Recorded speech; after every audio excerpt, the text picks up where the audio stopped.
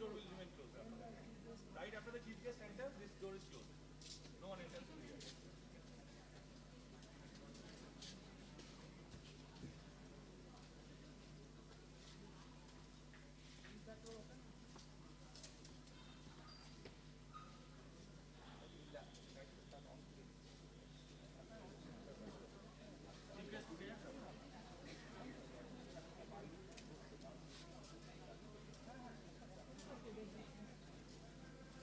Start the institute video, and Yeah. when you will give some announcement, you just give him signal.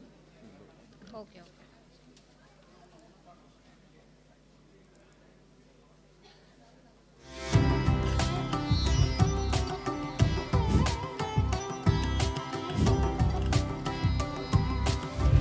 Established in 2006, the Indian Institute of Science, Education and Research, Kolkata, or IISER Kolkata, the first among IISERs, is a premier institution dedicated to nurturing scientific talent. Nestled on a sprawling 201-acre verdant campus in Mohanpur, near the cultural heart of India, Kolkata, the institute offers a serene environment conducive to academic pursuits. IISER Kolkata's core philosophy revolves around seamlessly blending teaching and research. This unique approach empowers students to not only acquire knowledge but also to actively contribute to the frontiers of science. I am proud to say that the current year, IISER is ranking 6th in the top 10 science research institution in the country. For the information, we run integrated BSMS Mass program, Masters program, integrated PhD program and PhD program in basic science disciplines with multiple exits as per the National Education Policy.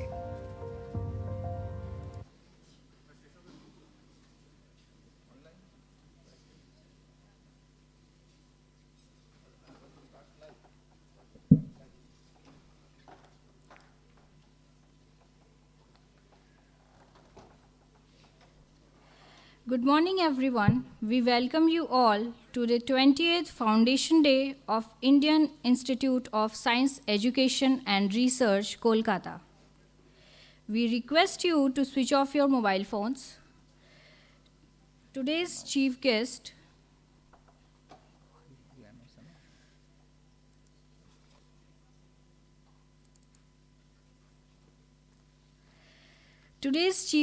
Dr. G. Satish Reddy, President, Aeronautical Society of India, and former chairperson, DRDO, has arrived. I request Professor Devashish Kole, Dean of International Relations and Outreach, IISER Kolkata, to come forward and take over the program.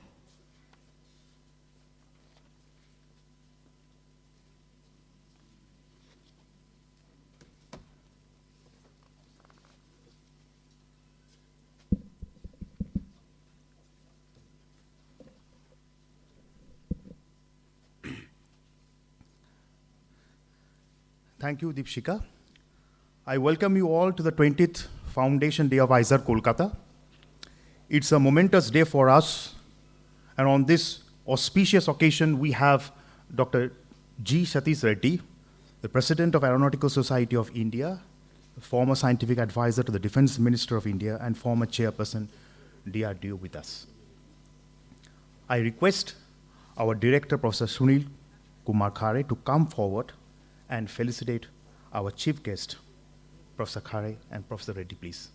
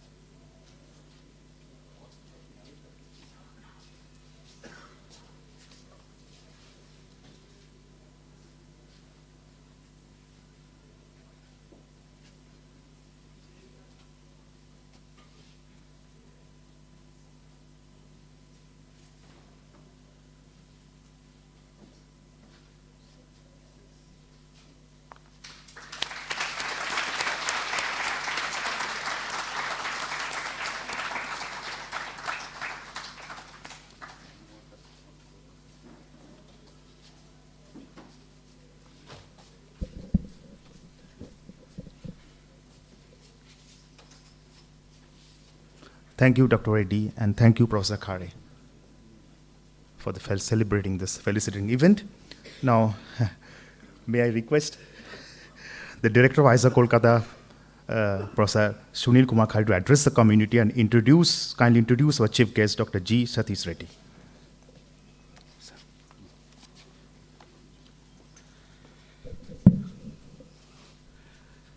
It's a great honor for us to have Dr. G. Satish Reddy Garu sir with us on this momentous occasion of Foundation Day of IISER Calcutta. Dr. Satish Reddy is a renowned defense and aerospace scientist, acclaimed for his significant contribution to the defense R&D and technology leadership spanning several decades now. He started his journey as a young navigation engineer, and it is inspiring for the students. And later as a technology director, developing many inertial sensors and diversified hybrid navigation systems, making India self-reliant in navigation technologies. As a project director, he developed the India's first guided bomb, paving way for indigenous development of long-range smart precision weapon. You may have seen many of these in recently Operation Sindoor, and he is instrumental in developing such things. Dr. Reddy spearheaded the development of advanced avionics as director, Research Center Emarat, RCI, and headed Dr. APJ Abdul Kalam Missile Complex as Director General, Missiles and Strategic Systems. During his illustrious career, he held many prestigious appointments in Government of India as a Secretary, Department of Defense R&D, Chairman, Defense Research and Development Organization, DRDO, Director General of Aeronautical Development Agency, ADA, and Scientific Advisor to Raksha Mantri SA2RM. He is presently also a member of National Security Council of India. He is also President of Aeronautical Society of India, a leading professional body in the field of aeronautics, aviation, and aerospace, founded in 1948 in India. He led the development of, and it's very inspiring and motivating for the students especially. You can understand he is the instrumental in developing missiles, strategic systems, fighter aircrafts, unmanned aerial defense systems, underwater systems, radars, electronic warfare systems, armored vehicles, armaments, and other advanced technologies. So country is safe today, we have seen it, but many of these development came through him. His phenomenal contributions made India self-reliant in many critical areas and enhanced defense exports substantially. Dr. Reddy is chief architect of India's first anti-satellite missile test, ASAT what we call, Mission Shakti, elevating India to the elite club of 4 nations. Only 4 nations are there who has this ASAT capability. Our country is one, and the person behind it is sitting right with us now. His notable contribution for development of hypersonic technology, demonstrator vehicle, a series of new generation long and short range missile. Actually, when I was in IIT Delhi as a Dean R&D, I interacted him. He was chief DRDO that time. We always used to see him with missile in one hand as a picture. You must have seen here also. And so impressive for the student and us to interact with a person and India is leading the missile technology, you know now.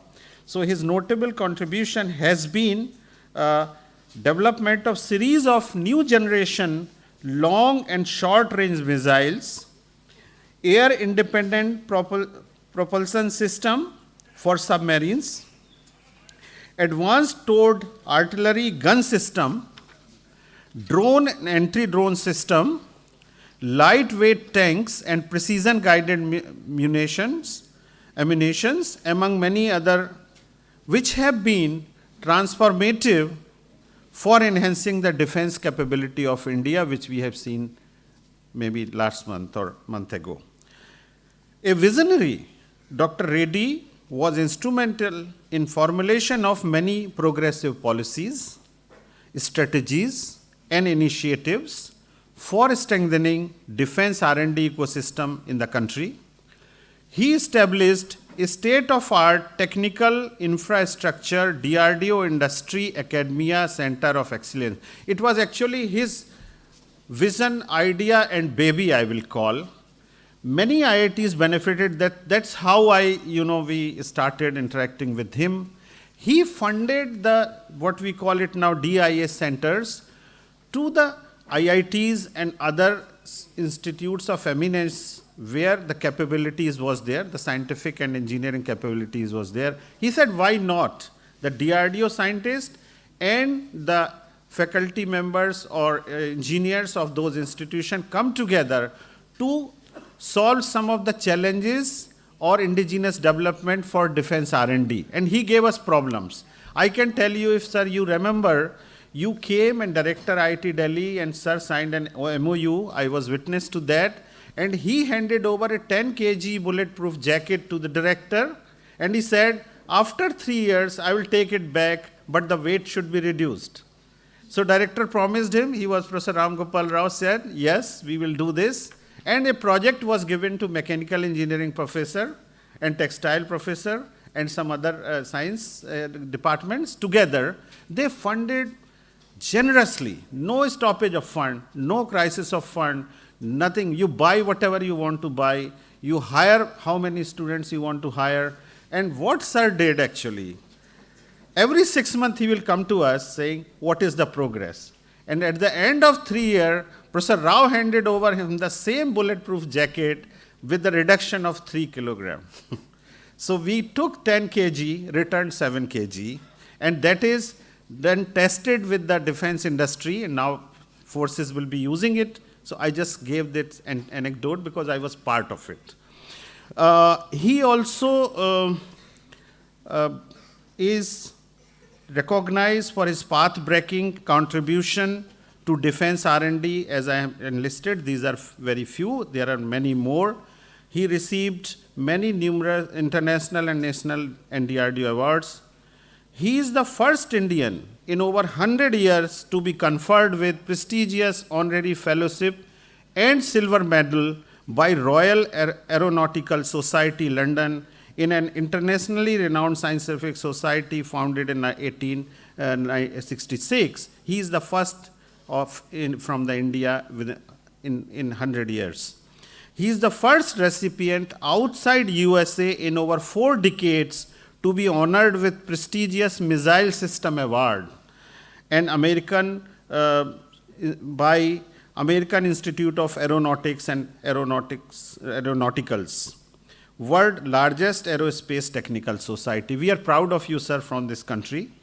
Other distinguished awards conferred to Dr. Reddy include National Aeronautical Prize, National System Gold Medal, National Design Award, Astronomical Nautical Society of India, Aryabhatta Award, the first IEE IEEE USA Engineering Excellence Award, Homi J. Bhabha Gold Medal, Scientist of the Year, and Young Scientist Award from Honorable Prime Minister of India. For his sustained R&D contribution, he has been honored and inducted as honorary fellow, honorary member, foreign member, fellow, also as part of governing body of over 35 scientific and professional institutions spread across the country. He has been conferred over 25 honorary degrees and doctorate from reputed institutions.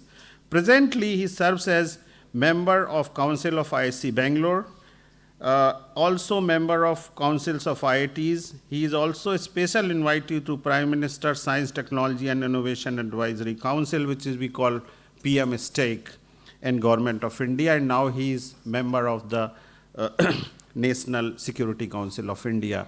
I think this is less, more we know, but because of time, I think I will not read further. Only that we are fortunate to have you here, and sir, you are very nice to us, kind enough for us to give time to participate and make our Institute Foundation Day a memorable one. We welcome you. I welcome Professor G. Satish Reddy for his talk to his Foundation Day lecture for the students.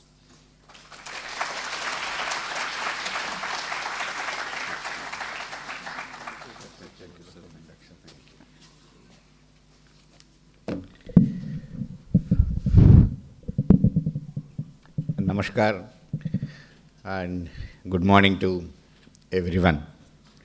Director in Institute of Science, Education, Research, Kolkata, Professor Kare, the deans, professors, faculty, researchers, Mrs. Kare, and the professors who have come from IIT Delhi here, and the young children from the school here, part of IISER, who are present here. Once again, namaskar and very good morning to you. At the outset, let me thank the director for giving me an opportunity by inviting me to be here with you and interact with you. I am very, very thankful to him for inviting me here. So nice of him.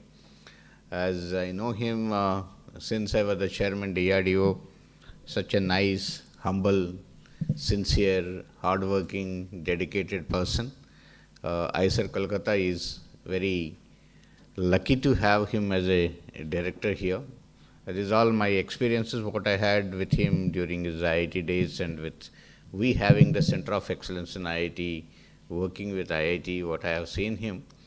And I'm sure that you all would be seeing the changes what he is bringing here, and I'm also happy to be here on the 20th Foundation Day, which is the day Professor Kare has chosen to be for me to be here. 20 years, you are just very young, dynamic people, a very young, dynamic institute here. Just entering, probably 21 years is the one where actually we complete our undergrad courses and enter. So next year is the one where you are actually graduating. And so I'm sure that IISER Kolkata has learnt a lot in the last 20 years, a lot of knowledge, a lot of experience IISER Kolkata would have gained in these 20 years. And now it's the time for you to flourish in a big way, to become one of the very important science education research institute globally. I am not using the word nationally, I am using the word globally. That's I say particularly, I have a lot of affinity or respect towards Bengal and Kolkata. I was telling somebody also some time back, and multiple places. I'll come to that, as this is the country's scientific research hub. Kolkata is the scientific research hub, it was so. And whatever reasons over the last few decades, that has gone down. And I'm sure that IISER Kolkata will bring it back. That is what I'm expecting it. IISER Kolkata will make it bring it back, and that should be that.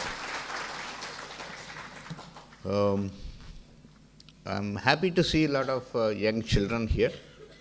They're the future IISER students, and so there is naturally being part of the IISER and being studying in the school here.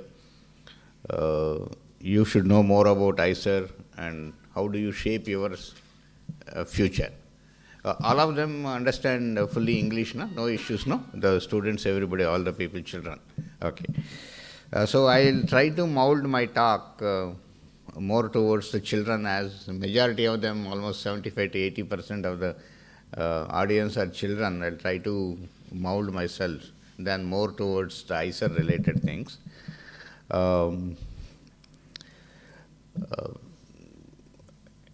See, India, which was one of the greatest countries for a long time, which is a very prosperous nation, knowledgeable nation, education hub. It was for almost about 2,000 to 3,000 years. And we were having, the entire world was coming to learn here. Knowledge is imparted here to the world. Technologies were developed here. And many technologies, including most advanced metallurgy, where we are poor now. We are trying to learn from others. We have been very strong. We were economically strong, industrially very strong. Industrially, 24.8% of the world industrial output was from this country. 24.8%. 25% of the world income was from this country. 35% contribution towards the world's GDP. This was almost about for 2000 or 3000 years, till about 1750, where we have been, by the time itself we have gone through a lot of invasions, and the invasions looting us or making our mindsets are dominated with inferiority complex and a complex where we do not know anything and we have to get from outside, started creeping in, and it went on. And by 1900 years, India became a rock bottom, low. And we got independence, 1947. That is where country started looking that we should build our own things back. In spite of that conditions of those where India and Indian institutions cannot do anything, various people, individuals excelled, and they still made many things. And one of those nationalistic people, they thought we should have our own Indian national laboratory where we can do research, and that is what is the Indian Association for Cultivating Sciences, Cultivation of Sciences. That is what is the institute where few of our scientists thought we should have our own institute and work there, and that is in Calcutta. And a person like C.V. Raman from all the way from down south has come here and experimented in Calcutta and made all those studies here, and we all got benefited, the world got benefited out of them. And many actually, if you go, actually I always feel that most of our people should see that particular institute where you feel for them. You seeing where Meghnath sat in a chair, the table is there, and where the spectrometer or what Raman has used, and those things if you see, you really feel yourself that you get motivated. So we should see. I myself went there and saw it in Calcutta a couple of times. So that was why I was mentioning Calcutta is an important center in this country. I'll talk about it a little more later and all. So after that, once the independence has come, we started building our own institutes, whether it is academic institutes or scientific institutes or organizations and departments. These are the things which started coming up. And everything we were importing. And the mindset was that we have to get from outside. And we don't have anything here. And many departments were there working on whatever we buy, how to test that and see that it is meeting our requirements or it is for our specifications and all that. Writing down what we need to buy is also an activity, writing down what it is. And from there, activity started in our own organizations and institutes in the country. Institutes started, as I said, academic institutes also started coming up, and organizations came up. They started developing the scientific research, temperament, and all those things.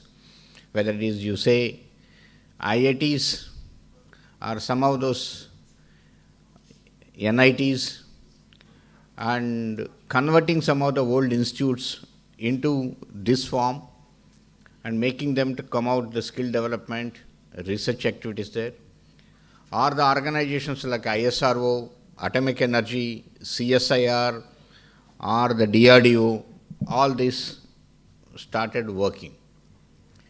So each of these organizations, later in the part of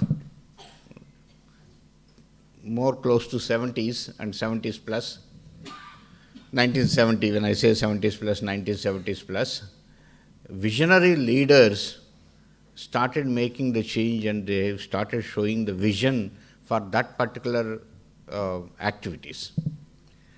Like if you look at Homi J. Bhabha, the one who led the atomic research here in the country, and in 70s, in the Rajasthan desert, we had the nuclear test. That is one thing, showing the science of the research outcomes here in the country. And his vision has translated into today so much of nuclear energy, so much of power generation today in the country, and having complete self-reliance in that area. Similarly, Vikram Sarabhai. All of you must have heard Vikram Sarabhai's name, the man visionary in the space, who started space activities, who has envisaged that this is going to be the space activity. When he said something, his vision that time, people never believed what he is talking that time. He said, after 3 decades or 2 decades, you see, space becomes part of everybody's life. It becomes every whole household activities related. And people said, what is this space? क्या है? Space का हम नीचे अर्थ में रहने वाला को क्या संबंध है? This is what people thought. And today you see, space is part and parcel of our lives today. That is why they are called visionaries. And Dr. APJ Abdul Kalam, moving from space to defense, he has laid the roadmap for the defense. And similarly, you see, Swaminathan laid the foundation for the green revolution in the country. People like Kurian, milk revolution in the country. So these are all the few visionaries who actually laid the roadmap for this scientific research here and all that. Similarly, world-class institutes to come in the country. That's how IITs have come. Maybe the initial signs of AIIMS, some of the institutes like IIM, or some of these, the term called RECs converted into NITs little later. Those started coming up, and some of the central universities also came up. So pushing in the academic side. So if you look at the first test of nuclear test in 1970s, the first SLV launch again in 70s, which got converted into ASLVs in 18s, and then in 90s it became PSLV, and later part of 90s it became GSLV. We could send our own satellites to geostationary launch vehicle at 36,000 kilometers and all that, our own technologies. Same way, pharmaceutical field, we have established a couple of institutes in the country like IDPL, and they started development in the pharmaceutical and related areas. The number of institutes or companies have come here in the country out of that, and we started producing it for the world. Dr. Kalam started integrated guided missiles development program with 5 missiles development simultaneously. I'll tell about Dr. Kalam. All of you children here, you should know, because you used to love children a lot. taking 5 missiles simultaneous development, that is Prithvi, Agni, Akash, Trishul, Nag, as we will develop it here, made the foundation for the defense projects. Same time, Arjun tank, light combat aircraft, the major programs were taking. So countries started trying to develop systems here in the thing. And IITs, like institutes, started producing children of eminence with a lot of knowledge. That's how country started producing in multi-directions, many things coming out and shaping itself. And by 80s, we have shown our own strengths by various achievements. World started looking at India, that India has already laid the seeds and then it is actually coming up and the plants are seen now, sort of a thing. And that's how world thought we should not allow them also. We should not allow them also. Why I am using the word here, allow them? I'll just take the generic example of cryogenic engine for a geostationary launch vehicle. When we made PSLV and we wanted to do our own geostationary launch vehicle, which we were using before that, go to French Guiana and then launched our own satellites and all that. The advanced nations said, we will not give you this cryogenic engine. This is one thing. And so tried to stop. With the launch of Agni missile, again saying that stop missile programs related things. And then during Atal Bihari Vajpayee's Prime Minister period, when we did the second nuclear test, the world woke up, we should be very seriously looking at India and stop everything to them. That is what has happened. And these courageous leaders who were there and who led the nation, took the nation forward with a lot of courage. Why I am using the word courage is I have to tell about Dr. Kalam here a little bit and then go to the other subject. Dr. Kalam came from a very, very, very small family in Rameshwaram, in a small lane, in a small house, coming from a lower middle class or a poor family, studying in Ramanathapuram in a government school, and man came up, he joined defense, went to space, then came back to defense. But the man came from a small family and small area and all that. Vision was too big. In all of us here, even when we are here, when the country has not developed even a single missile, no single missile was developed by that time, when Dr. Kalam took over as the director of DRDL in Hyderabad, normal thinking would have been take one missile project, go move to government and somehow get an approval for a missile project and then do a missile development, later take one more and later take one more and all that. See the vision and courage of this man. He said, I will develop 5 missiles simultaneously, not one. He could go to the Prime Minister. He could actually had that conviction in his own heart and courage in his heart, could go to the Prime Minister and say that I want to develop 5 with an integrated and of all the 5 areas I will develop it and get and convince the Prime Minister and could the sanctions that time for 5 missiles development simultaneously. This is why I am saying courage. And second, one more important thing I should say, very close to this place also, we didn't have a range to test. There was no missile test range in the country.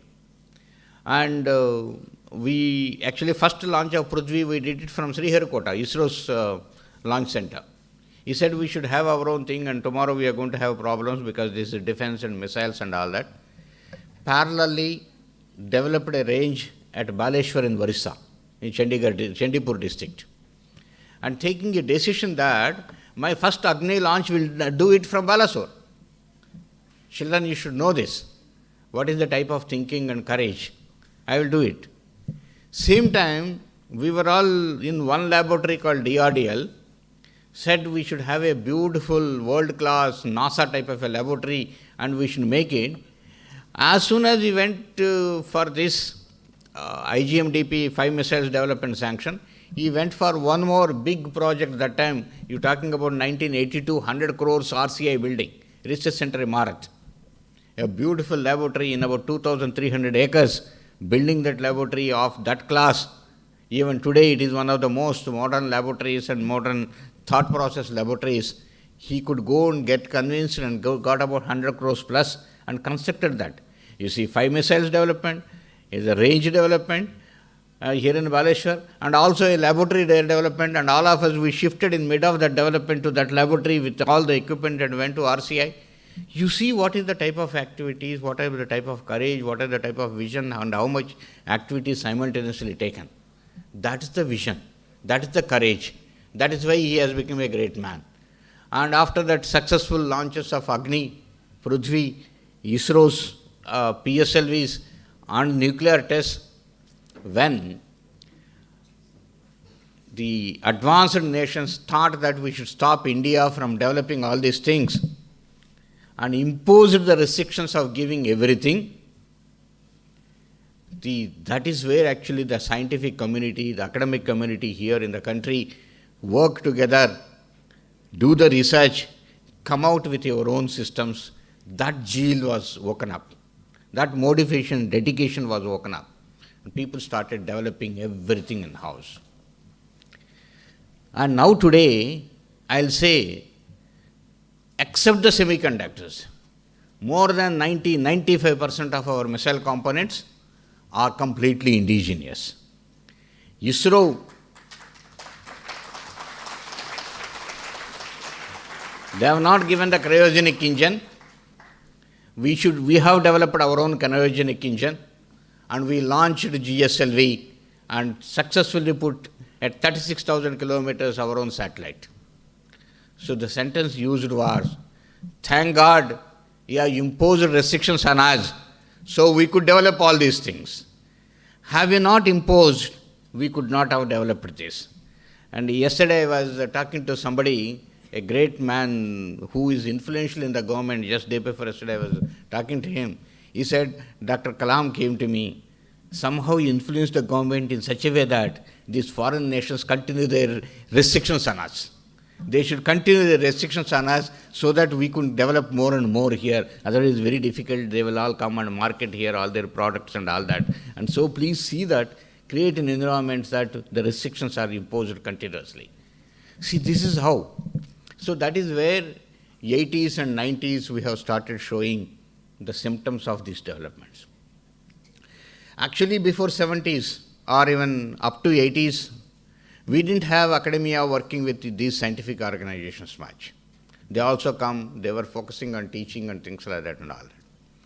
And in fact, I was telling again the third phase about talking about Kolkata was the first institute where we worked, university we worked very closely was Jadavpur University here. Various professors, Professor Ghoshal is actually the leading tall personality who worked with us, who could talk in the same language what we talk in our reviews. And then the Indian Institutes of Science, we have opened a cell there, JATP, IIT Chennai, IIT Kanpur, Aerospace Department, and expanded into other IITs and institutes. Then here, Bengal Engineering College, Calcutta University. These are the things. You see, I am naming so many institutes in the initial periods from Calcutta who have worked with these organizations and people who are there and worked in a long. That is how I am emphasizing that Calcutta. Not because I have come here and I should all praise Calcutta. I am not saying that. You see, just 2 days back on 8th, what I gave a talk to researchers in Hyderabad, the same, almost similar terms, similar words I said about Calcutta. And that scientific prowess, academic prowess was there in Calcutta, and people worked. And academic institutes started working with all of us, and then developing many things. There were no one institute in this country which was ranked in the first 500 by that time in the world rankings. That was the situation. And then with all these research, developmental projects working together, by the time we crossed in 90s, in all the directions, world started seeing us. We have become one of the first 6 countries in the world in developing satellites in developing launch vehicles, in the atomic energy. We are one of the major suppliers in the pharmaceutical areas, or industrial research, or we have become with the Agni launch, Prithvi launch, we have become one of the 6 nations in the world who have developed such a missile and all that.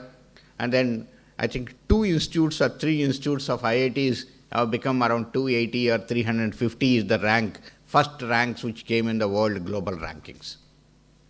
That is the where countries felt that we can do, let us invest into it, let us start doing it, and industry started coming also.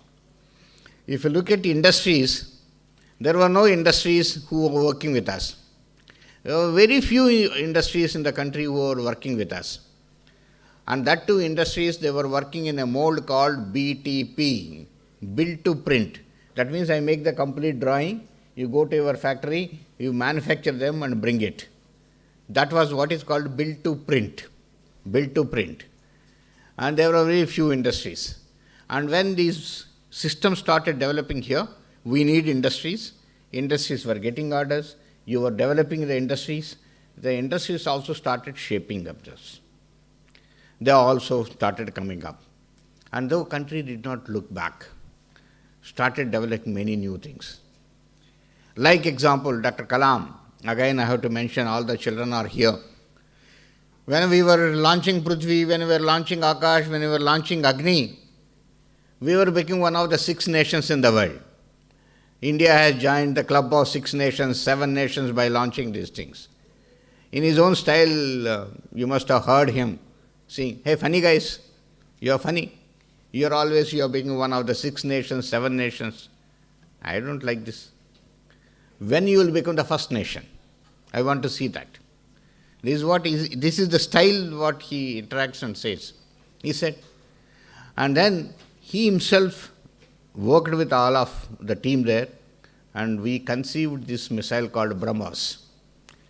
BrahMos is an Indo-Russia joint venture where technologically both the countries contributed equally, or maybe India is more. And there are 2 rivers, the river Brahmaputra here next to us, and the Moskva river in Russia. Using these 2 names, combine the 2 rivers' names, and becoming closer to our Pauranik Astra, Brahmostra. So BrahMos name was conceived and BrahMos was thing. And the BrahMos was successfully launched from Indian soil. We tested it here. When we tested, India became number 1 in the world by having a supersonic cruise missile developed. No other country was there. And the dream of Dr. Kalam became a reality. That is the thing. So we never looked back. I am more talking about now defense. So we went into Prithvi. Prithvi has become Prithvi 1, Prithvi 2, ship launched Prithvi, Dhanush. Agni has become Agni 1, Agni 2, Agni 3, Agni 4, Agni 5. Intercontinental ballistic missile range, Akash, Akash NG, Akash Mark 2, Astra, ballistic missile defense, BrahMos, Nag. So many missiles indigenously have been developed. Many missiles. And Agni 5 particularly when we launched, that was the intercontinental ballistic missile range.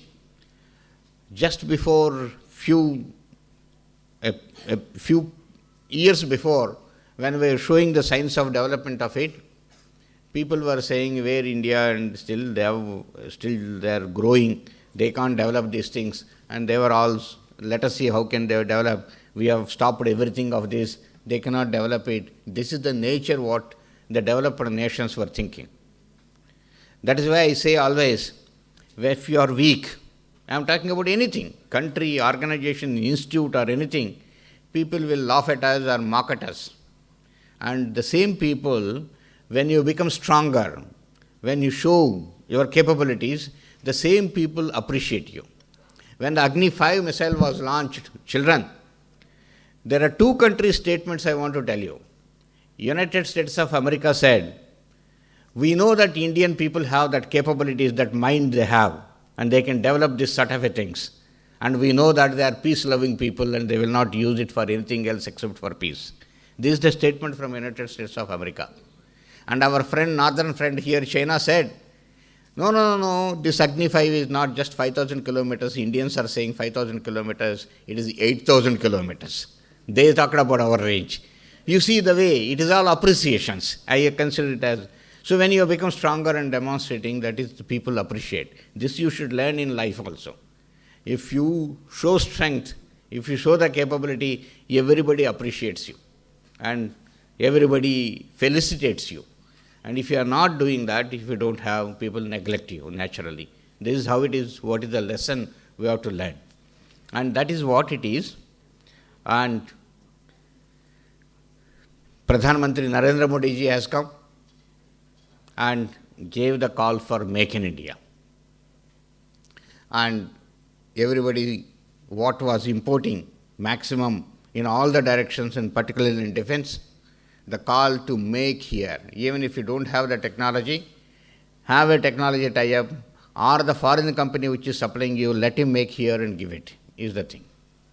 And then we expanded academic institutes in a big way. Every state has an IIT. Every state has an IIM. Every state has an NIT. Every state has a central university. Every state has an AIMS. It's expanded in a big way. A number of universities started coming in. By the time actually late 90s, the IT boom has come and Indian youth captured that opportunity in a big way and then started jumping into it. Even a civil engineer who is working on canals across the road or somewhere, in 3 months he became a software engineer or IT engineer and jumped into it and got the opportunity. Country felt saw this need, suddenly gave opportunities to open up the engineering colleges everywhere. I'll just tell you, give you a lot of examples. In the state of Andhra Pradesh, combined state of Telangana and Andhra Pradesh, in the 80s, there were probably about 7 engineering colleges, if I'm right. And today, there are about 2,000 engineering colleges, if I'm right, roughly about 2,000 engineering colleges. That's the way it opened up. Everybody started jumping in, everybody started becoming engineer and started catching this opportunity and became in a big way. Universities are open. Again, universities which were there, I am giving again example of where I have come from because my younger days I do not know how many universities there in West Bengal, so I am using the example of Andhra Pradesh, so I should not give any wrong information. There are only I think 5 universities there on the combined state of Andhra Pradesh. Now today, every district has got a university. In the whole country, we have more than 1,000 universities here in the country today, more than 1,000. And today, the number of students who are studying higher education are 4.38 crore students who are pursuing higher education, more than the population of many countries in the world. So educational institutions, education spread, number of students producing. Opportunities changed. Industries, as I said, which were few industries. I am giving example of only defense. Now today the number of industries are who make system of systems, meaning who can make aircraft, helicopters, or the bigger payloads in the engine or something like that and other parts and all those things. They have become 2,000 industries today here in that country. They are called Tier 1 and Tier 2 industries. If you take who supply components, if you take that industries, more than 20,000 industries in the country today and who are producing a large number of these things. So opportunities have come. So industry and academia started working together. Industry, DRDO, ISRO, Atomic Energy, CSIR, DST, DPT started working very close, a lot. And today I want to tell you the projects of DRDO with academia are, there are more than 400 projects which are running, or more than 400 academic institutes which are working with DRDO. There are 15 centers of excellence, which are there in various universities or institutes across the country. The budget is about close to 1180 crores is the budget for these projects which are there. There are more than about 2,000 researchers who are working on these defense projects. See what a change. And that is how academia started producing the students and people in the country in a big way. And so, the rankings of this academic institute started improving a lot. There are more than many institutes which have come in the first 500. They have come in the, now today I think IIT Mumbai is the first institute with 108 ranking. Or we have other institutes, many institutes which have come up, which are there.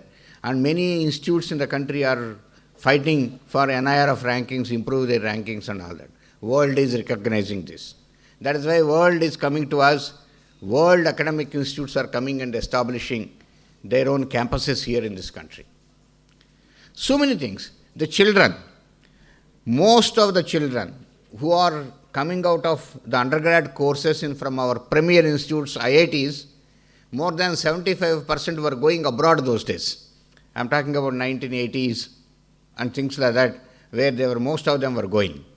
Today the statistics say that more than 75% of the students who are coming from our IITs are staying back here in this country. More than 75%. There is a huge change what has happened today. And see the academic performances of the academic institutes today. The number of papers what we are publishing have crossed 208,000. The number of PhDs, more than 2 lakhs today. And the number of PhDs we are producing, we have become number 3 in the world. India stands as number 3 who are producing number of PhDs. India stands as number 3 in the number of papers being published today. That is the change which has come. So there is a huge change which has happened in the academia side also, improving standards, rankings, students, skill set and all that. See, people started coming back. We were only sending the people abroad and now they started coming back. And how much the docs and postdocs who have done there, they all have started coming to this country. And you remember in 2013, I think, when I went to IIT Hyderabad, a young IIT, the number of all the professors or faculty who joined there, they were all very young. The average age of the professors was about 28 or 29. I was asking Shuklaji what is the age here also, but you are 20 years old now. And almost 70% of the professors or faculty were unmarried. They were all the young people who have come. So people started coming back to this. There are many people who joined DRDO, many people who joined ISRO and our organizations and all that. The inflow also started, which has increased now in a big way. So with all this, the country started showing the signs where we are flourishing in a big way. And we have started in missiles. I'll say that we have become self-reliant in the area of missiles, radar, sonars, torpedoes, avas, our own guns, our own control systems, our own tanks, our own aircrafts, our own ships, our own submarines. We have built here. Our ports have come. We are building our own ships. We have built our own submarines. We have built Tejas aircraft. And many things have come. We didn't have a gun. This story I should tell. India didn't have a gun at all. We never developed a gun. All of you, the seniors here, would be knowing that we have bought a gun called Bofors gun from outside. That is a very popular thing. And whereas now, you see, we have developed our own gun called ATACS. And last year, Independence Day, when Honorable Prime Minister was speaking from Red Fort, ceremonially guns are fired. You must be, if you watch Prime Minister's speech, just before his speech, there are guns which are fired ceremonial. So this gun was used at that time, and then the ceremonial firing, this gun was used. And after listening to that sound, Prime Minister in his speech very, very proudly said, 75 साल के बाद, after 75 years, इस देश में स्वतंत्र दिन के अवसर पर यहाँ लाल किला पे हमारा देश में बनाया का गन का आवाज आप सब लोग सुनाया बोल के. This is the proudly what he was telling. And you see, that gun stands tall in the world today. That gun, what it fires the shell, the range what it goes, no other gun in the world can go to that range. Only Indian gun has that range which can go to that type of a range, and that India stands as number 1 in the gun area. We started building that sort of a systems, that class of a systems. Somewhere Professor Khare mentioned about anti-satellite test. Honorable Prime Minister called and said that we should do a test where it gives you a lot of moral boost up to the Indian academicians and scientific community here. And world recognizes India that you will do very complex and critical missions, and anti-satellite test, you should do it. And I want to tell you that test criticality, normally any country, in an advanced country also, will take about 5 to 6 years. But our Prime Minister said, पता नहीं है, 2 साल में करना है. And keep it as topmost secret. 300 आदमी काम करना है उसके ऊपर, and you should keep it secret. And you should said that you, me and somebody and one more NSA only should know. Nobody else should know, and you should make it work in 2 years. Because if it crosses 2 years, it becomes a news outside, it leaks out, and world will not allow us to do. This, our scientific community, our people worked day and night and made it possible. And in 2019, March 27th, this missile, anti-satellite missile was launched. Our own satellite was, which was there in the Leo low Earth orbit. We could go and hit it. Such a critical test, I want to tell you, kids, the satellite is moving with a velocity of 7.8 kilometers per second. 7.8 kilometers per second. And this missile velocity is about 3.2 kilometers per second. See, together the relative velocity between them is 11 kilometers per second. And the satellite dimension is 1 meter by 1 meter. And this fellow has gone and hit from the center of that 1 meter by 1 meter, just 3 centimeters away. We could go and demonstrate it in the world and our own country. Our own scientists who are actually launching it also got astonished seeing that we have gone and hit a satellite. We didn't know nobody. And such a test was done. And the test was done where the debris were minimal. Minimal debris, the way it is organized. And then today, no debris of that test is in the space today. No debris of it. Whereas China has done a test much before that, there are few thousands of debris are there in the space even today out of the test. This is how India has done. That is why we say that India is a peaceful country, and we have done this demonstration test only to show it to the world that India has capabilities to do such tests, and Indian scientists' morale will go up a lot. That is how the changes happened in the country, industry, academia, and everyone. And I need to tell here about ISER a little bit. With all this emergence of IT and computer science and engineering industries coming up in a big way in the country, the job opportunities and whatnot and all that in this area have gone up in a big way in the country. So everybody you ask is an engineer. You ask anybody an engineer. In fact, I want to tell you today, in my own villages, हमारा गांव के पास, I keep doing lot of service activities. So August 1st को हमने एक बड़ा job मेला कर रहे हैं हमारा गांव विलेजेस में. So yesterday there was a meeting of all the Tahsildar, RDO, MDO and whatnot and all those people and organized, and 45 companies have shown interest to come and raise this thing. So कौन चाहिए? आपको ITI चाहिए, diploma चाहिए, degree वाला चाहिए, engineers चाहिए.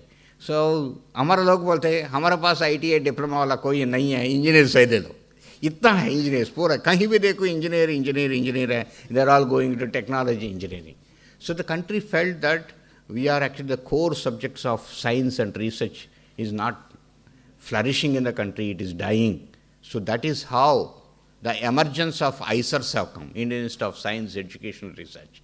Focus on science, focus on research, focus on education.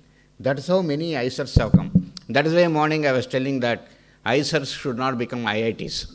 ISERs should be a scientific research, scientific education institutions, which I am sure that IISER Calcutta will lead in that and show that we are a science research and education institution. That is how the country's whole shape taken up.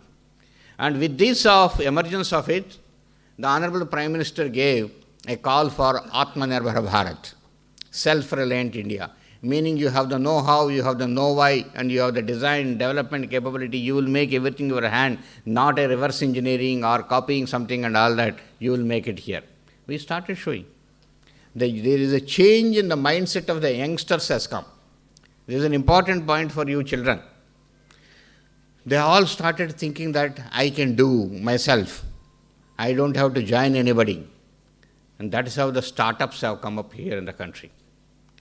And when we were studying, we didn't have that opportunity. We didn't have one incubation center in the Kaldi. Nobody knows what is an incubation center at that time at all. And now today, all the institutes, most of the important academic institutes and universities and state governments have incubation centers where somebody who finishes education will walk in and with his own idea he can play around. Whereas that time it was very difficult. Industry, somebody getting into industry means he is a very rich man, or he is having a lot of courage and risk-taking mentality, then only he can get into industry. So whereas today, everybody. See, today the 90% of the startups are by young children. And if you look at 2016, in this country, we had just 458 startups. And today we have 1,80,000 startups in the country today, 1,80,000. And more than, I think, 13 lakhs or 15 lakh people are working in these startups, youngsters. And all these are youngsters. I'll give you a couple of examples, children. I want to tell you how children are flourishing and making themselves great. There is one young boy by name Suhas Gopinath in Bangalore. He started a company at the age of 14. There is a movie also has come in Kannada in his name. 14. He is a lower middle class family. His mother was saying, why your company? Why are you opening a company? Pado na, school ko jao, college ko jao, pado. Now he opened in a 10 by 10 room with one more company sharing it. He opened a company. Within 5 years, this boy made it a Fortune 500 company. Fortune 500 company, Suhas Gopinath. Just see. And now he is having a big cyber security company, working with most of the national security agencies and defense and other organizations here in the country. One more boy, Rohan Ganpati. He came to me 2013 or 14. He was studying second year engineering in Coimbatore. Sir, you give me one project, I want to make a drone. I gave, I think, something around 5 lakh rupees or 6 lakh rupees project to that boy. Imagine in 2013-14, he demonstrated to me in 8 months a 60 kilometers drone. Demonstrated a 60 kilometers drone with that. And then in 2015, he came to me saying that, sir, I have based a water-based propellant. I work on propellant. He has burnt his hand also fully by the time working on the propellants. And get me a ISRO project. I talked to that chairman ISRO that time, Sri Kiran Kumarji, and he readily, immediately reviewed them and seen that there is a lot of potential. He gave 2 crores rupees worth of project to the students. And within about 2 years, they successfully demonstrated it. And now they opened in Indian Institute of Science Incubation Center, a company called Bellatrix. They started working on green propulsion, electric propulsion, and plasma-based propulsion. In DRDO gave technology development funding to them. They have successfully launched in 2 PSLVs and demonstrated these propulsion technologies, and the world is behind him. France, America, all the people wanting, saying that technology you give, we are with you and all that. And I say that no, it should be indigenous, don't go there and you work with working country. And the valuation of the company is about 1,000 crores today, 1,000 crores. They just got married about 2-3 months back. Another company, son of our DRDO employee, a low-level employee, Anirudh, along with one more boy, started a company in space called Digantara. I am giving all the names you can see in the website later. Digantara. It is a space-based space surveillance. Space-based space surveillance. Unique idea. There are 2 young boys, and the US Air Force has already given him a project saying that you work on this and you deliver this. And working with the Indian government. And many countries are showing interest. Unmarried bachelor boy still. And the company valuation, recent valuation, the investors have come and investing into it, is 1,500 crores. 1,500 crores, young boys. I am telling you, I can keep on giving. One more boy came to me in Hyderabad saying that, sir, I want to work on composite rocket motor, composite materials. I will improve the temperatures of the composite materials which are using for Agni and other missiles because the temperature was low. We gave him a small project. Within 2-3 years, he came with increasing the temperature to twice of the temperature what we are having. And now a big company in Ahmedabad and Hyderabad, they have satellites making, composite rocket motors making. Again, probably the company value is about 1,000 crores or somewhere around that. Talking about 24, 25, 26, 27 years old boys who have flourished and making startups and technologies, working with them. They are going and talking to Bill Gates, they are talking to our Starlink's man and talking to Mukesh Ambani. These youngsters are going and having discussions with them, which we can never imagine in our days happening. That is the change the children are bringing. Just I'm talking about 21, 22, 23, 24, 25 years old boys and more. This 1.8 lakh startups, 80% of those startups are by these children, youngsters. You go anywhere, they're all, the mindset of the country, the children have changed.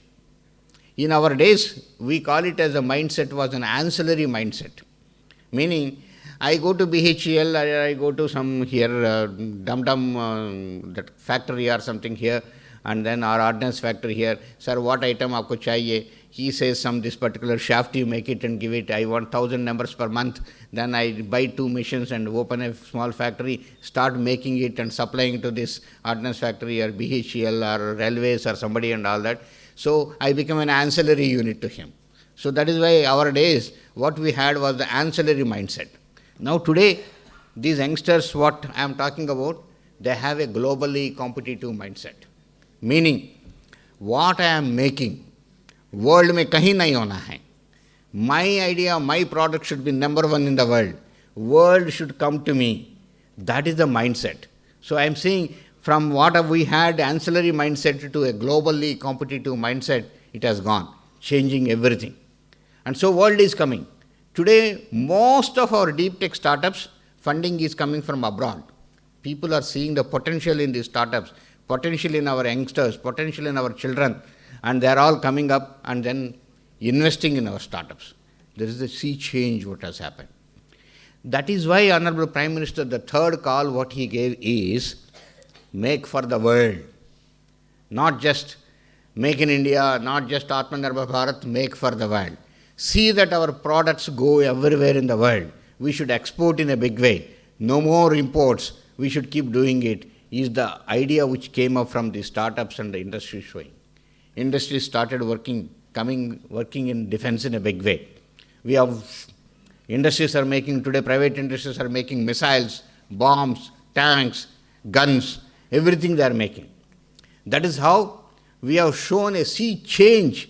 World got astonished, including our own friend Pakistan, the capabilities what we had in Operation Sindoor. World, our own country didn't think earlier. We were only thinking of Israel having an Iron Dome, that it can stop incoming shells or incoming missiles or incoming UAVs.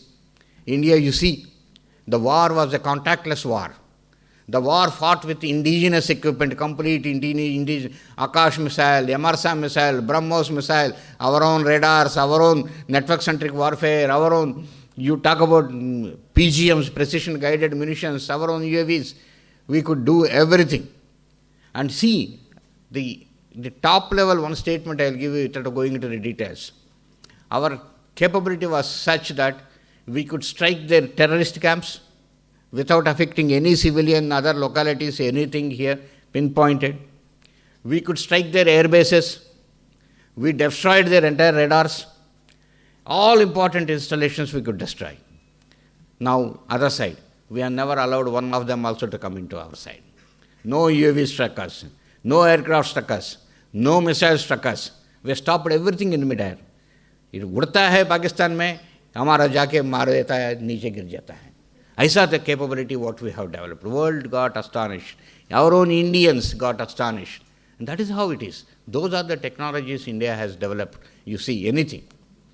So, anti-drone systems. That is why somebody said, this war is fought with indigenous weapons. This war is fought with Atmanirbhar Bharat. This war is a contactless technological warfare what India has done. And that is how immediately ceasefire people came running and ceasefire has happened. That is the type of a thing. See the BrahMos capability. Talk, you go, pinpointed accuracy. You hit the door, you want to hit the door, you hit the door. You want to hit the radar, you hit the radar.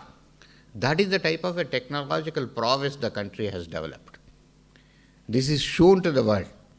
Now that is why our exports are going up. India has been the largest importer of defense equipment. Now today we started exporting. Last financial year, India has exported 23,666 crores of defense equipment. Turant, immediately Rajnath Singh ji, the Honorable Defense Minister, said, 50,000 crore banaiye jaldi se jaldi. 50,000 crores export should be made in next 2-3 years. I am 100% sure it will happen. There is no doubt about it, the way we are flourishing.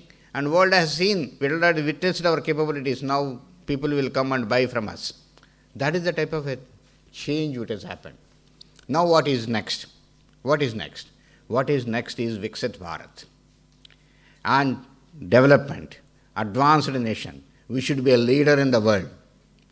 That is what is our thing. The goal is, as I said, 2,500, 3,000 years, we were the leaders in the world, we were the prosperous nation in the world, we were the most knowledgeable people in the world, and just in 1750 to 1900, in 150 years, we have gone down. Now from 1947 to 2047, in 100 years, go back and reach the same status and become a leader, a leading exporter, an educational hub, a knowledge hub, a research hub. That is what we should become. That is what is our aim.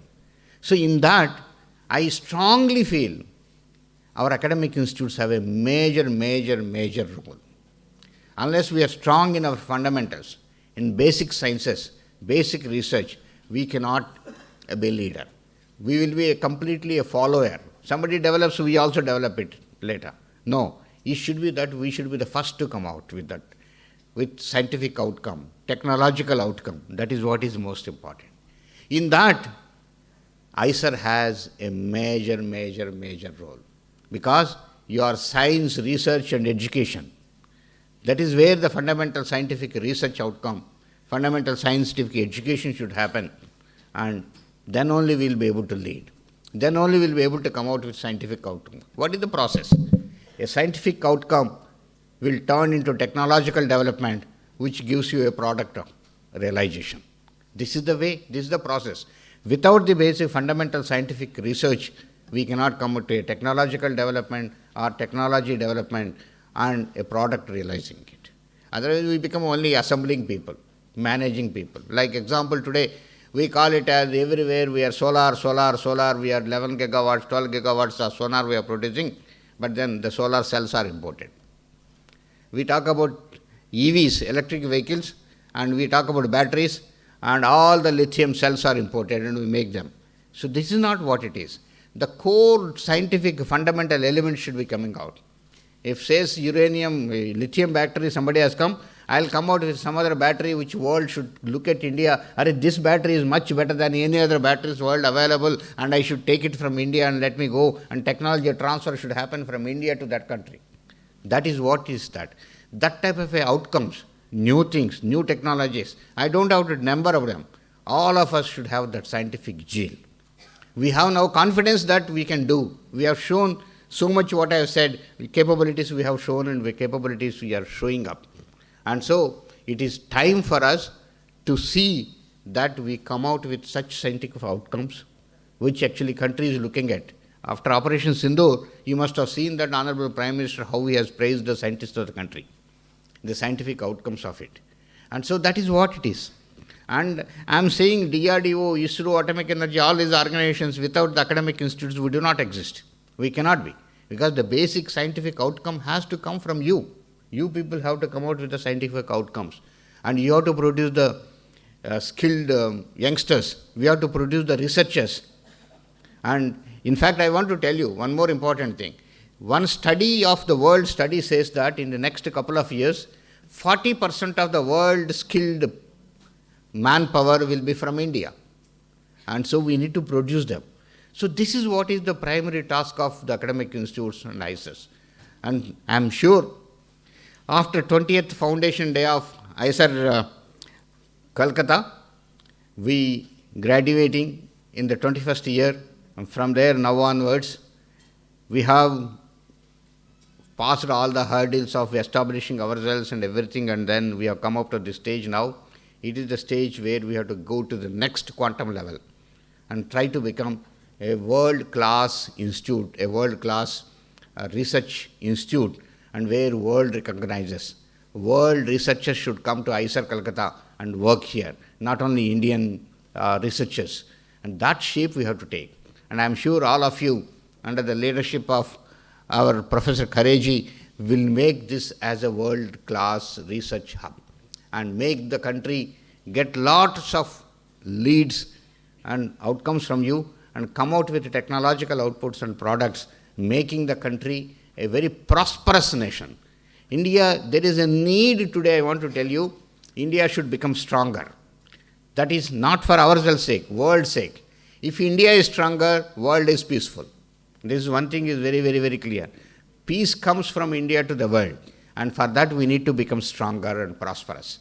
And that happens only from academic institutes' hands, and IISER has a major role to play. So I am sure that you will be able to work towards that goal and make IISER a world-class scientific research hub. And my best wishes to all of you on this Foundation Day. My many, many happy returns out to you, all of you here, the IISER people, the young children. You take the message. You should all actually become great researchers, great engineers, great scientists, and great everything. Again, I say the quote of Dr. Kalam. He used to say that, dream, dream, dream. Dream that I will become a great man. I will have a great outcome, great research outcome, great scientific outcome, or I will become a great engineer, great doctor, great lawyer, great politician also. Anything I will become great. That is what is the dream should be, and you should become that. That is the goal what everyone will have. It is only thinking. Never we thought our startups will do like this in wonders, 24, 25 years old boys. You all can do it, and you become a world leaders. Imagine that you come with a scientific outcome which world recognizes, the whole country recognizes, and everything, every state recognizes you. That is what is required. And all of you will take the message and become great, and by thereby make the nation great. Thank you very much, sir, for giving me this opportunity.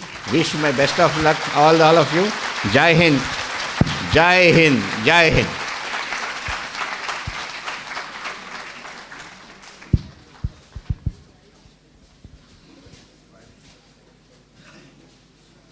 So, thank you, Dr. Reddy, for this motivating talk. It's not only for the kids, but also for all of us. And we surely see the roadmap moving from Atmanirbhar Bharat to more to a Viksit Bharat. And the dream of getting back to the golden age of India will be coming soon, which will shine as a bright star in the horizon of this world. So, maybe there will be some question answer session, some questions from the kids.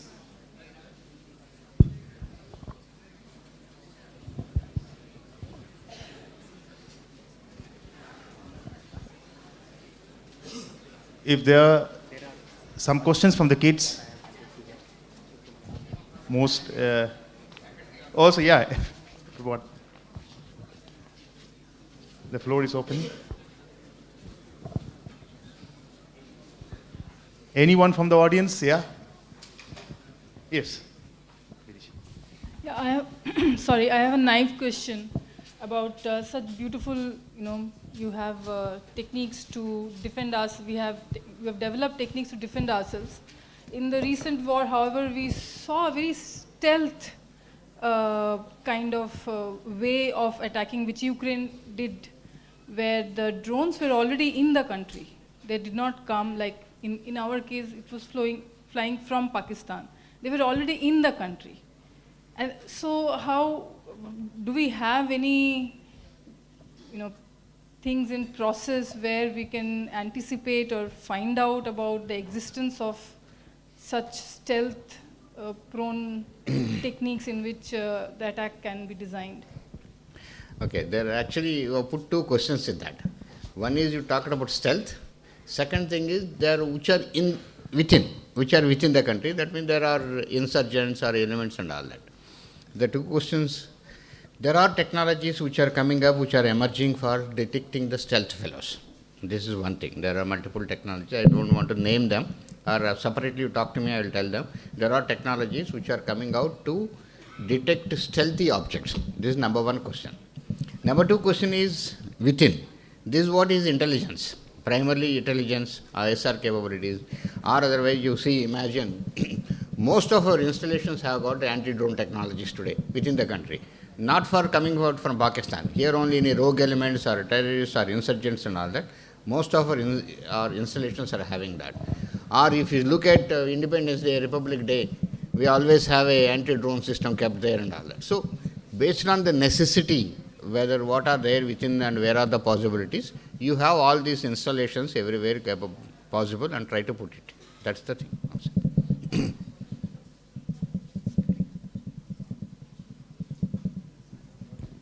Any further questions from the students? Oh.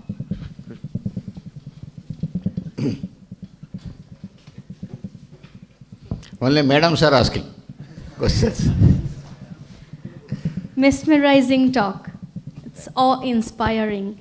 Sir, I would actually, recently we are facing a kind of challenges, particularly in academia, and this is kind of a consequences that academia is facing, and probably it's the post-pandemic consequences, particularly, that even the students, they are getting admitted in less in number in colleges. That's kind of a current scenario. And then when they are, the colleges admissions, the numbers has significantly decreased. Even at the school level to colleges, there is some problems that the colleges, universities, they are facing. So some problems are, we should get the number, exact number I do not have, but the problems are there in the colleges in this academic scenario. So I would like to understand this, first of all, from your side, and would you like to comment on that how we can really improve this post-pandemic consequences in academia? I am not very sure the statement what you have said is correct. I am not thinking, because the statistics, if you look at the country, the number of students who are getting admitted in, let's say, undergrad programs has not come down. Has not come down. But it is particularly in science. No, science is, that is what I said. Actually not now. From 90s onwards, people getting admitted in sciences or humanities have come down. Yeah. People who have started getting more and more graduation. This I don't blame them. Actually, you can't force them to join also. No, because exactly. Man is an economic being. Wherever there are job opportunities, you will go and get it and do it. Your own son also. Suppose you find that in physics, if he studies, he doesn't get a job. Whereas if he does an IT, you will get a job, you will ask him to join an IT. There is no doubt about it, nothing wrong in that. But what we need to see is the establishments which are coming, industries and other things, various other things, the scientific outcome and scientific research should happen in those establishments. That is why the government has ANRF, other day 2 lakh crores announced and all that. There should be research happening in every industry also, and we will fund them. So there are people in all the fields where they will go and work in the research area. So the research spread should be too large. Second thing is, the other industries should come up where the people from various fields are also having equal opportunity, not just IT alone. When that comes, all other departments also flourishes. See, we were also thinking about the humanities like that, but if you look at in the about last 10 years, there are particular things like law is flourishing in the country. Law students have gone up. Now economic students are also going up. In the finance studying, MBA students also have gone up. So what I meant to say is, it is all linked to the opportunities later, what he will do. There are many students who have done research, who have done postdocs also. They are now having jobs and doing studying. Luckily, academic institutes have come and some of them have got the jobs. So we should look at the opportunities for them after the education, after the research, then only it will flourish.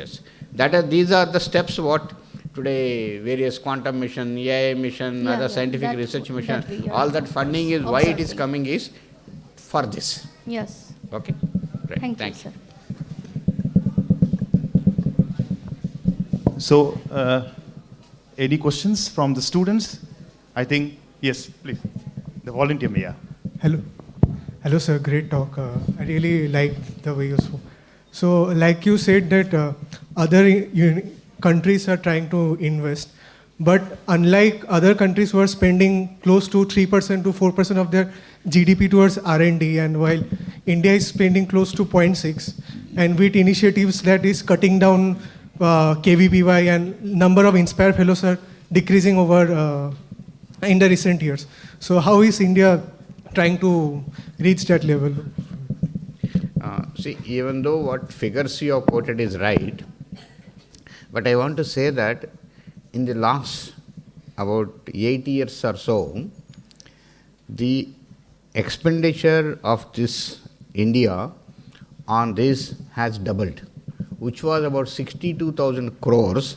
Now today he has gone to 1.23 lakh crores. But still, because our GDP is also, our economy is also becoming bigger and bigger, we still remain at about 0.7 or 0.68%. That is a percentage-wise is okay. But if you look at the expenditure, it has doubled. Okay, leaving aside this fact, the government and everybody in the country is thinking that we should go minimum to over 2+ % in the coming years. So in that direction, the thought process and everything is going up. But as I said, the amount has already doubled in the last 8 years.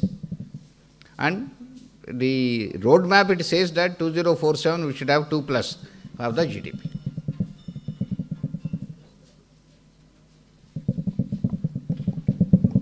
Yes, there are few questions here also.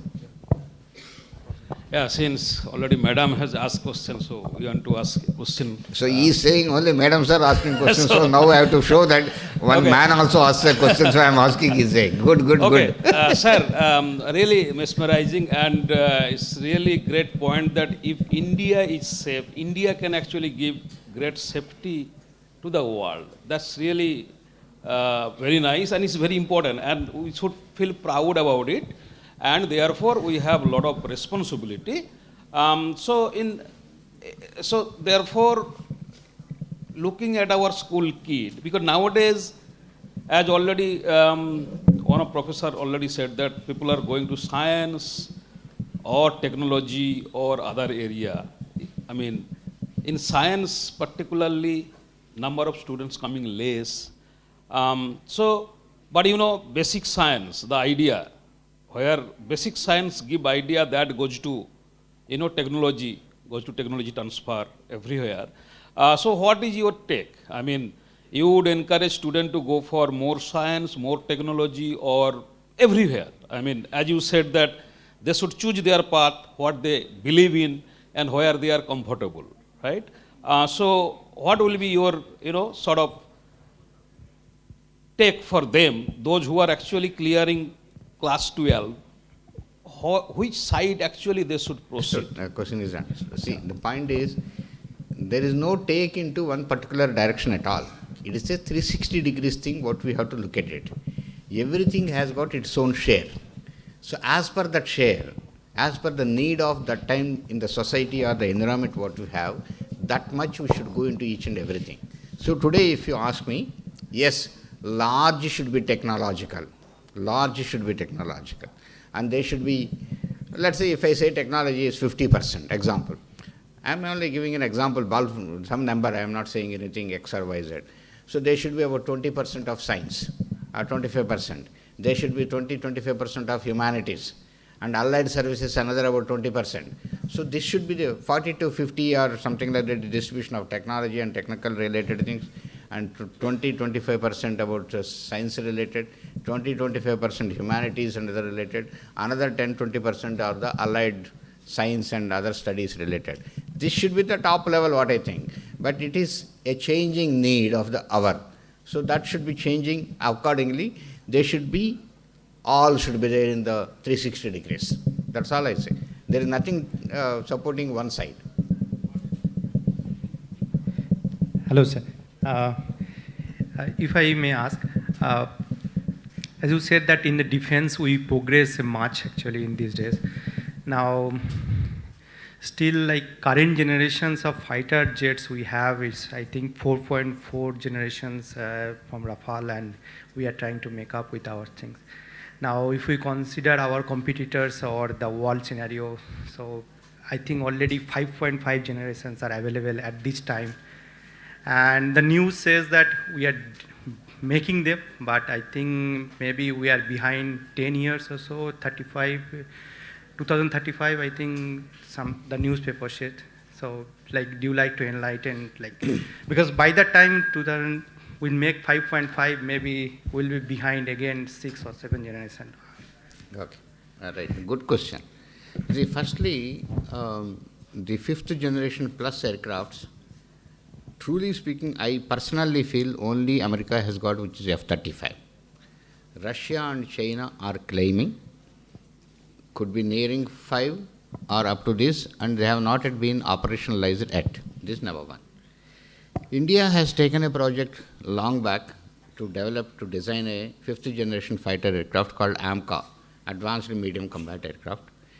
And to the knowledge what I have, because I am not Chairman DRDO, I am not authentically telling you, but what I say is, the design phases are over, and they have displayed the aircraft in the Aero Show other day, February, and so, because it is displayed, I am assuming that next year it will roll out. So it is not very far off, we are going to be thing. But I take the point that is what I was also telling, we should not be catching up the mode. If somebody has developed, I will also develop after 5-6 years. We should also develop in the same timelines, or we should develop first. But then we have gone from somewhere here, we are catching up. So expecting too much also is very difficult. But things are shaping up very well, and as I said, probably should be rolling out next year. That is what I think, because it is displayed in the Aero Show, I am saying. Okay.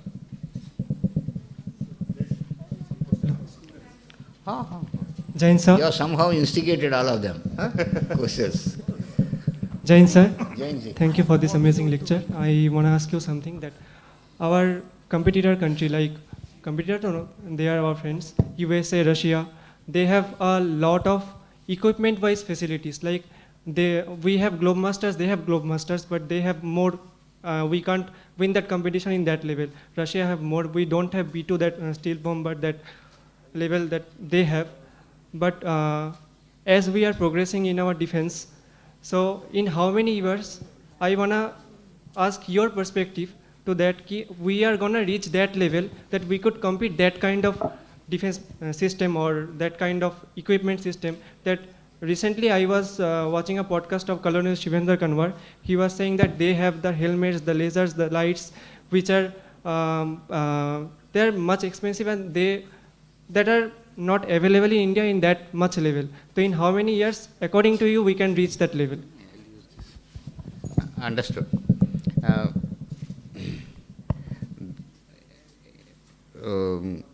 I don't know whether there are two portions in the question or one only.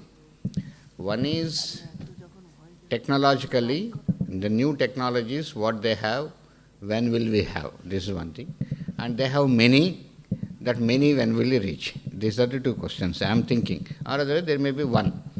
Technologically, that's what I explained today in the 1 hour lecture also. We are shaping ourselves and we are trying to reach them very quickly, very fast. And I feel that probably in the next about 10 years, we should, actually that is what 2047. 2047 we should be Viksit Bharat. That means we should be reaching that level by 2047. That is the shaping. So my feeling is in the next 10 years itself, we will be, in many of those areas, we will be reaching those top levels. That is what I feel. Second thing is, many is a different question, that is based on the need. See, I am not like Russia where whom I am going to fight, why you should have. It depends on the need of you, with whom you are going to have a fight, what are your adversaries, what and all that. That strategists decide why you should have or what you should have and all that. So that is a question. So the question depends on whom. But and to fight with somebody, I don't need to have equal number or anything. Say, आपके पास एक pistol है, मेरा पास 10 pistol है. We are equal actually, na? Yes or no in fighting. So हो सकता है ऐसा भी. So that is depends on the strategies and study and what it is and all that. So the numbers we don't have to get into it and we don't know. I am also not an expert into it. But what I mean to say, technologically we are reaching fast and we should be able to reach. By 2047 is anyway India should be a developed nation. That is their final target. But my feeling is in the next 10 years, we should become a leader. We should become a leader. Okay? Right. Good afternoon, sir. I am from Garden High School, class 10. So, sir, throughout the lecture, you were talking about defense and you were talking about guns and bombs. There were questions about fighter jets. But why do we relate national development to these bombs, guns, fighter jets? Why do we glorify violence?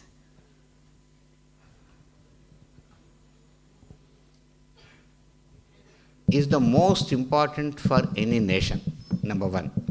Unless our borders are strong, we are not safe, we are not strong, and we will not be able to focus on any of our developmental activities.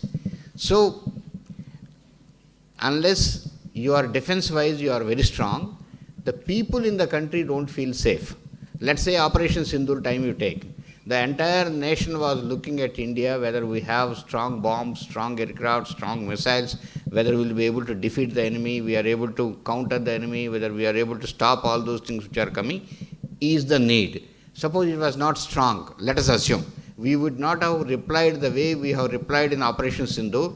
The country will be in turmoil because the adversaries can be doing all wrong things and bad things to our country, and our country will be in all the problems related to those aspects, and the confidence level and safety level what our people will feel will not be feeling the safe. So first and the most important thing is the border should be safe, and second, then internal safety of related power, property, prosperity and whatnot and all that should be coming. Third, lastly, I naturally focus because 40 years I have spent in defense. 40 years I have spent in defense R&D. I was head of the DRDO. So naturally people also expect me to talk more on defense, so I focused more on defense. That is the last question. Thank you, sir. Thank you, Dr. Reddy, for this wonderful interactive session with the students and all others, audience. May I request now Professor Khare ji to please come to present the memento to Dr. Satish Reddy. Good evening, sir.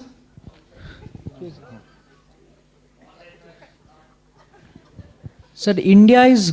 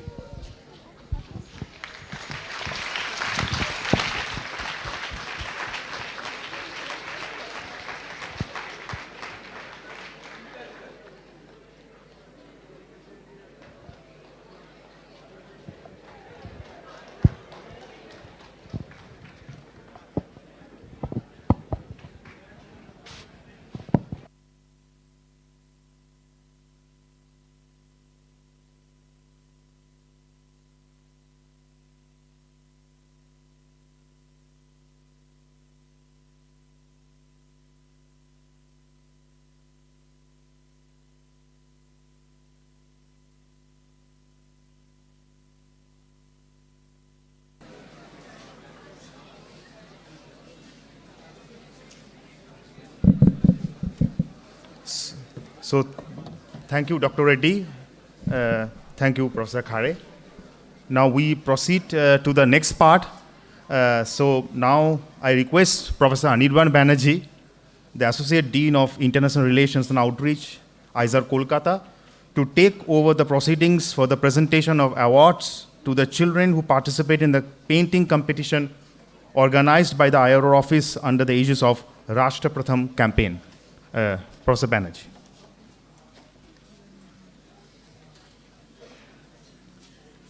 Thank you, Professor Kole, and good afternoon to everyone. Now we are going to have the second part of this event.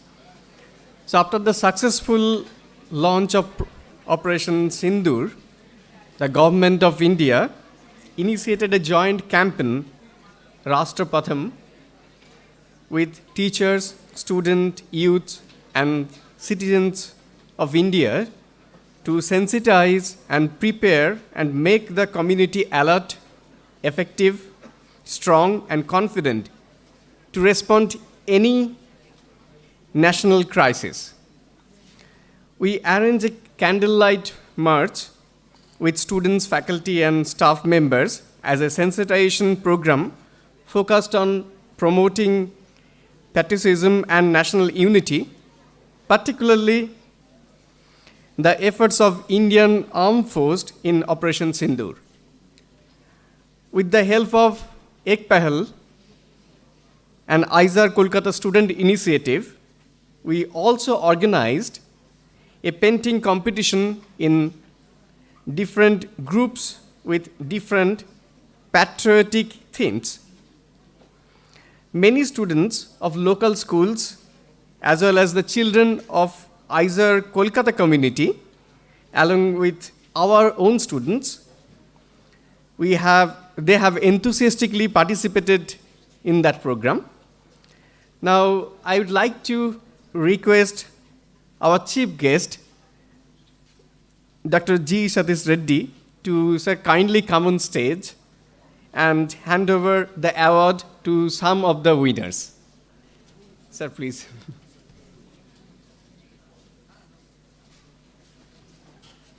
And I'll also request Professor Khare also to come on the stage together. So, yeah.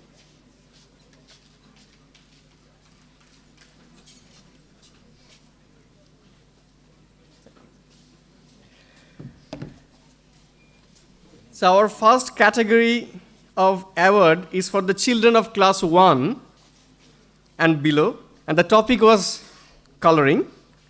The first prize in this category goes jointly to Janatul Mandal and Aritri Majhi. Janatul, please come on the stage.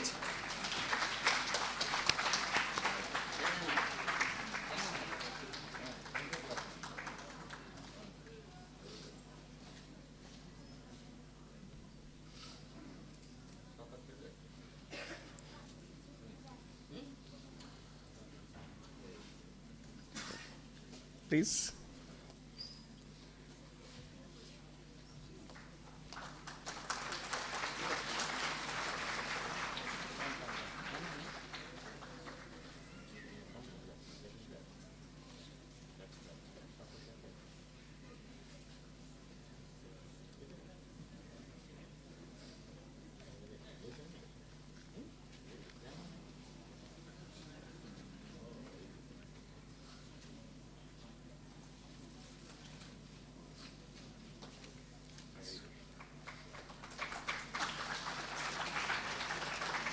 The second prize goes to Asmita Mandal, but she could not make to the event. So we have the third prize in this category goes to Supriya. Supriya, please come on the stage.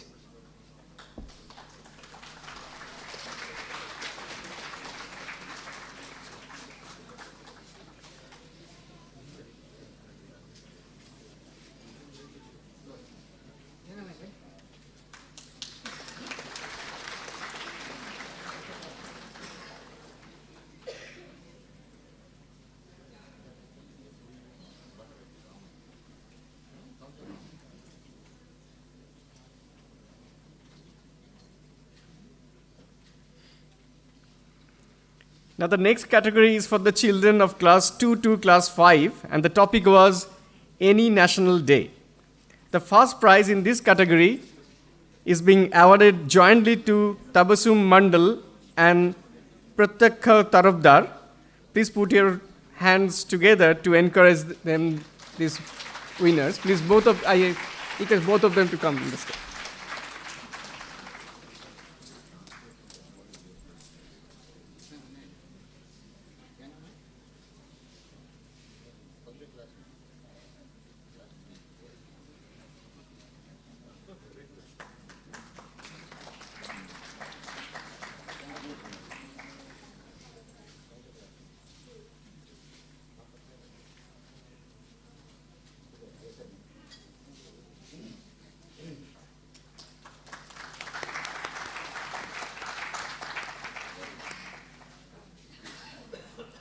The second prize goes to jointly Fatema Mandal and Krishnendu Kole. I request Fatema to come on the stage to take the prize.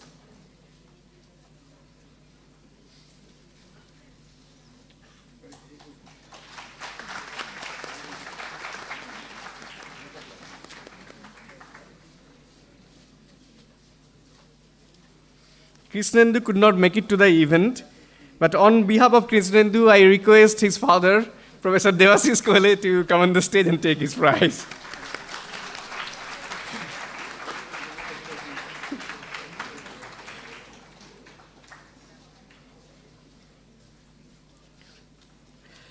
The third prize in this category goes to Rick Bahadur. Rick, please come on the stage.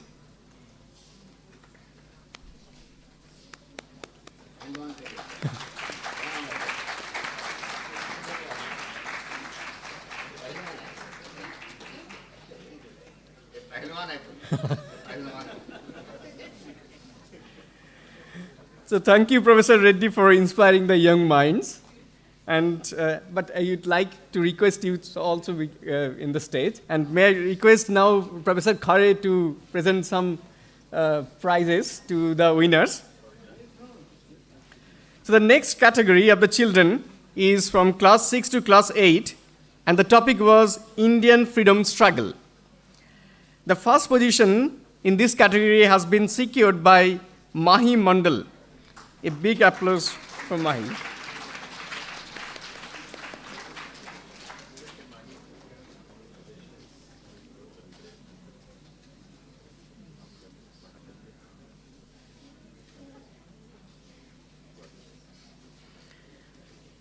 We also have two children jointly secured the second position, Sayani Mandal. So please come on the stage.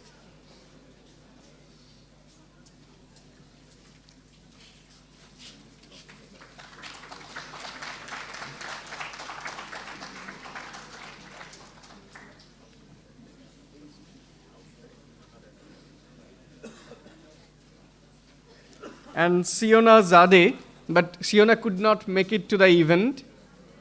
His father, Professor Zadeh, is not, I can't see. Okay, fine, thank you. Another third position goes to jointly Mamtaz Mandal and Angshuman Giri. So I request, so both of them unfortunately could not make it to the event.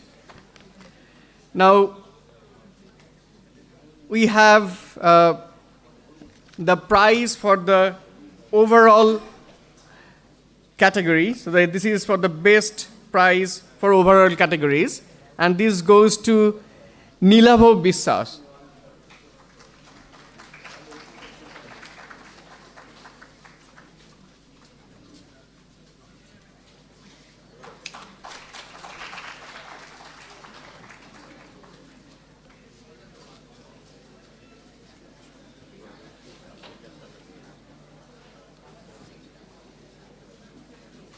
So thank you, Professor Khare. I believe that this gesture will provide a lot of encouragement to the young participants. Last but not the least, I will take this opportunity to thank you all who present here today for making this event a grand success. But now I will request all of you to raise for the national anthem. So please stand and please stand there.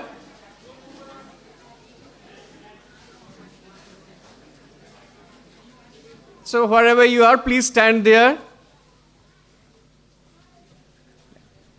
जनगण मन अधिनायक जय हे भारत भाग्य विधाता पंजाब सिंधु गुजरात मराठा द्राविड़ उत्कल बंगा विंध्य हिमाचल यमुना गंगा उच्छल जलधि तरंगा तब शुभ नामे जागे तब शुभ आशीष मागे गाहे तब जय गाथा जनगण मंगलदायक जय हे भारत भाग्य विधाता जय हे जय हे जय हे जय जय जय जय हे।